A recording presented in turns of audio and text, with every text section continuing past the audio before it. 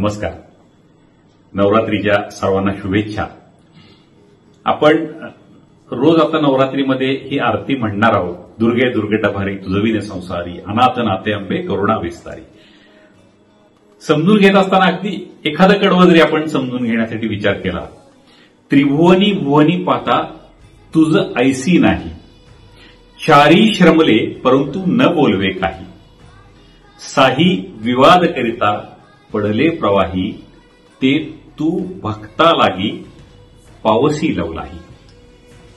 चारी श्रमले, त्याच्या आधी जेव्हा म्हणले त्रिभुवनी भुवनी पाता, पृथ्वी अंतरिक्ष आणि स्वर्ग, असं म्हटलेलं की त्रिभुवनामध्ये तुझं ऐसी नाही, तुझ्यासारखी नाहीये.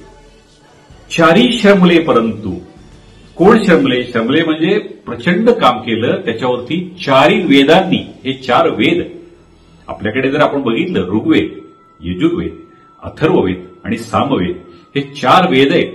हे चारी वेद सांगून नमले, चारी श्रमले परंतु माते न बोलवे काही. तुझं जे रूप आहे अनंत, अगाध, अखंड, अज्ञात, हे चारी वेदांनी सांगायचा प्रयत्न केला, ते श्रम केले, पण चारी श्रमले परंतु न बोलवे काही. साही विवाद करिता पडले प्रवाही. साही, हे सहा काय? सहा शास्त्र सांगितली. वेद, वेदांत आणि सांख्य, योग, न्याय आणि मीमांसा, हे सहा. काय केले यांनी? साही विवाद, अनेक विवाद केले, अनेक चर्चा केल्या, अनेक प्रकारच्या पद्धतीनं त्या गोष्टींकडे बघितलं की माता कशी आहे, मातेचं स्वरूप कसं आहे, ती आहे कुठे, निश्चित काय स्वरूप आहे तिचं. अशा साही शास्त्रांनी प्रयत्न केले, पण साही विवाद करिता पडले प्रवाही, पडून गेले, कष्ट त्यांचे व्यर्थ गेले. किती छान ओळी आहेत बघा. चारी श्रमले परंतु न बोलवे काही, साही विवाद करिता पडले प्रवाही, आणि पुढच्या ज्या ओळी, ते तू भक्ता लागी पावसी लवलाही. ती अशी, तू भक्ताला मात्र लगेच मनापासून प्रार्थना केली, मनापासून भक्ती केली, मनापासून समर्पण केलं, मी कोण आहे याचं ज्ञान घेत घेत समर्पित झालो, तर त्या भक्ताला लगेच पावतीस तू. किती छान आहे ना. या अर्थाने आरती म्हणूयात, समर्पित होऊयात. आणि नवरात्रीमध्ये या 9 दिवसांमध्ये मला नक्की काय करायचंय? उपवास करायचा आहे म्हणजे देवीला उपवासाची गरज आहे का? तिचं माध्यम करून मला माझ्या शरीरावरती काही काम करता येईल का, माझ्या मनावरती काही काम करता येईल का, याचा विचार करूयात. वेगवेगळे संकल्प त्यानिमित्ताने आपण करत असू.